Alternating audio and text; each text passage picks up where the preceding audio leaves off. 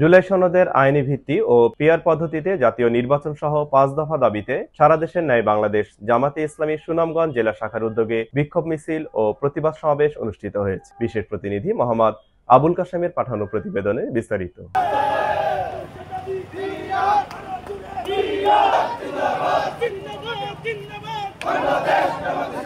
শুক্রবার বাদ জুম্মা সুনামগঞ্জ শহরে আলফাতুদ্দিন স্কয়ার পয়েন্ট থেকে একটি বিক্ষোভ মিছিল শহরের বিভিন্ন সড়ক প্রদক্ষিণ শেষে ট্রাফিক পয়েন্টে এক প্রতিবাদ সমাবেশ অনুষ্ঠিত হয়।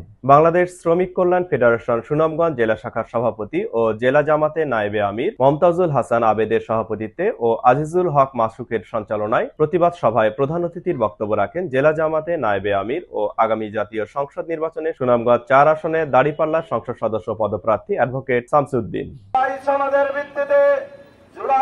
জুলাই সনদকে আইনি ভিত্তি দিয়ে সেই জুলাই সনদের ভিত্তিতে আগামী জাতীয় সংসদ নির্বাচন অনুষ্ঠান করতে হবে। বাংলাদেশ বর্তমানে যে ধরনের সন্ত্রাস, চাঁদাবাজি, লুটপাট, হত্যা বিরাজ করছে, সেখান থেকে বাংলাদেশের মানুষ মুক্তি চায়।